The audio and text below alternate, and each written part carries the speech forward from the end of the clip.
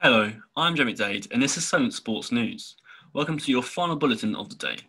Kicking off some local news, Gosport Borough have focused their attention away from football with their fantastic Feed the Family project, and are now seeing recognition for their kind actions. Sam Raymond has the latest on a heartwarming story. On a usual match day, plenty of pints would be poured in this building. However, it's been a very different season for the Gosport Borough Bar. Whilst the club would usually be concentrating on things on the pitch, it is instead focusing on its Feed the Family scheme. The project started in March last year to help those vulnerable people who needed food and other essential items during lockdown. Nearly 12 months later, and the club has still continued to pack and deliver parcels, with their work being nominated for a Football Supporters Association Award as Lockdown Heroes. The founder of the project, Keith Slater, said the determination of their volunteers during their process is more than ever. Yeah, I think we all maybe thought at the very beginning we'll get through to autumn, that'll be it, and we've done everything. In fact, actually, probably the most challenging but rewarding months have been over the winter period to where we are now. Many of the current Gosport Borough players have got involved with the project, helping with both packing and making deliveries to locals. The scheme also doesn't just receive help from those inside the club, but also outside, with local schools and businesses donating food.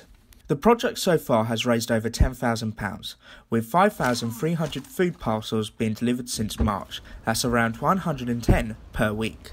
Keith Slater, who regularly goes on deliveries during the week, said he has noticed how grateful people are for the work the club has done. What we notice more, they're just so grateful. What we've noticed as well, and a lot of the volunteers have as well, people really want to have maybe that 1 or 2 minutes socially distanced chat when you drop off a food hamper. So actually, it's what we're doing. It's sort of like evolving all the time. The club now faces new challenges, with the bar preparing for when lockdown restrictions end on the 12th of April. However, Slater has said although there might be logistical challenges, their mentality remains the same. Our focus from the very beginning, when Deb and I project led it from the start, has always been to do the best that we can. So mentally that doesn't change things. Logistically things change. You might have to change where you store something or where you distribute from, but as we've mentioned before, we keep on doing this for as long as we're needed to do it. As the country tries to return to a sense of normality, Gosport and many other non-league clubs will do like they have done throughout this coronavirus pandemic: support the local community. Continuing with football, the effects of the pandemic have hit the sport at a variety of levels, but one in particular is youth football. Not only that, but the youth sector has notoriously received a lack of funding from the government. Alex Lewis looks into the pressing issue. Very few people, if any, in Britain can say that their football playing experience during the COVID-19 pandemic has been normal. Yet for some, it's been far more disrupted than others. Last September, EDS scholar and a coach at ECFC, Charlie Philpott, was enjoying the playing time of pre-season, which even included a couple of big moments of his own.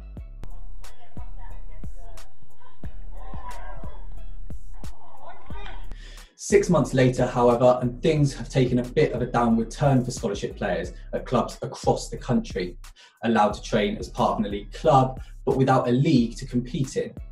The government's decision to suspend all football below National League has come as a massive disappointment to young players like Charlie Philpott, who believe they are missing out on vital experience. It's difficult being training all the time without the sort of motivation, because you've got your game on your Wednesday or your Saturday or whatever.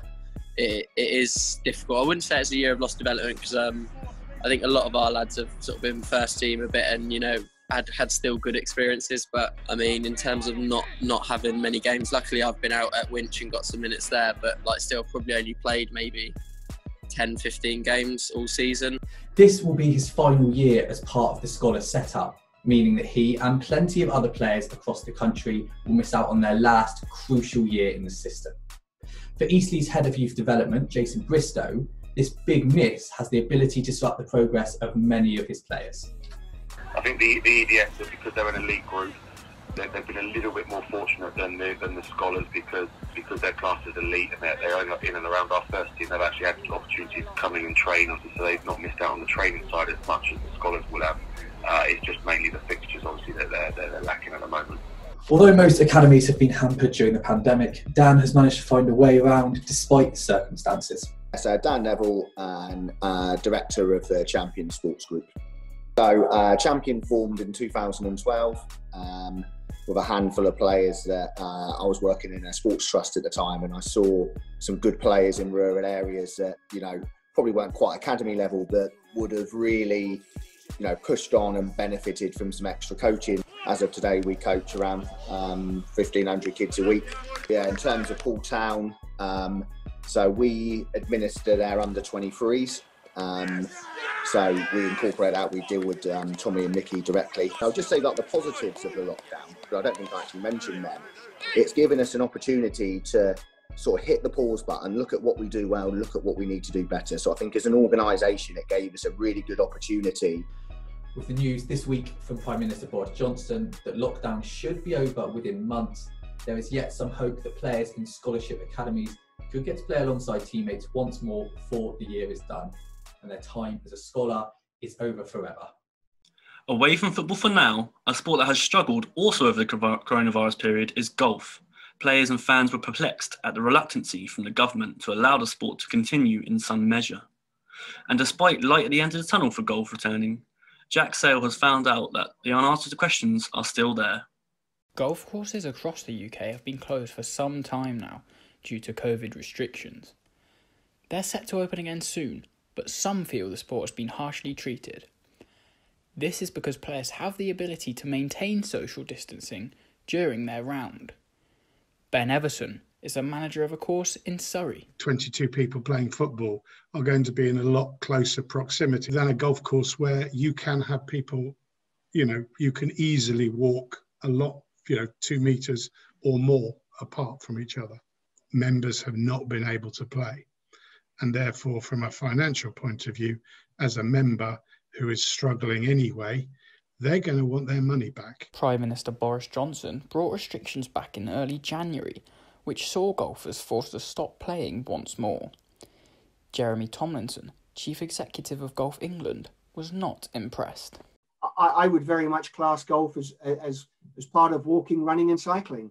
It's in the open air, you naturally socially distance, you don't touch anybody else's equipment.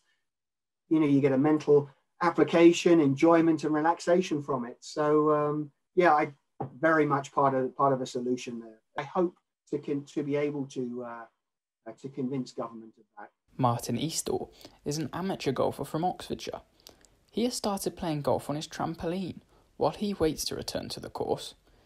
Eastall sees lots of benefits to the game and is looking forward to getting back to it. I drive past golf clubs that are empty, there's no one out there, and I think what a beautiful day to be out in the fresh air, getting a little bit of exercise and just having fun. And I'm really looking forward to it. I can't wait. With the roadmap out of lockdown now put in place, the end is in sight.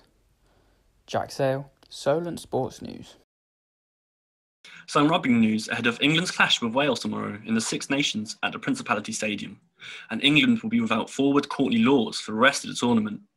The 32-year-old picked up a pectoral injury in training on Wednesday ahead of Saturday's fixture. It is Lawes' second significant injury in less than a year after he missed all of England's autumn schedule through an ankle injury. It is understood that a replacement will be called up after the Wales game. England sit third in the Six Nations table, with Wales second after successive victories against Ireland and Scotland. In the Premier League, David Moyes has looked ahead of West Ham's fixture against table toppers Manchester City. And following news Mikel Antonio has been approached by Jamaica to play internationally, Moyes hopes his star striker will stay put. I heard about it yesterday afternoon. I've not had a direct conversation with Mick about it yet. Will continue to play for England and may have a chance of getting selected. You know, if he scored lots of goals, then that might be an opportunity. But if he chose to go with Jamaica, I'd certainly not say no to that. That would be his decision. Across London, Arsenal boss Mikel Arteta has been full of praise for youngster Bukayo Saka, who, after his performance against Benfica last night, took his tally of assists to 8 this season in Europe. The Gunners boss thinks his wonder kid's potential has no limit. How good can he be is a question that nobody can answer. It's how good he is and how good he wants to be. probably that's where we can find a lot of answers of why he's doing so well. Because he's a boy that is constantly willing to learn, to get better, to work on the things that he can do better. And he's a very humble and hardworking one. And when that happens normally, and you have the talent that he has, things go well. That's all for now. Thank you for listening. This has been Sonnet Sports News. Have a wonderful weekend.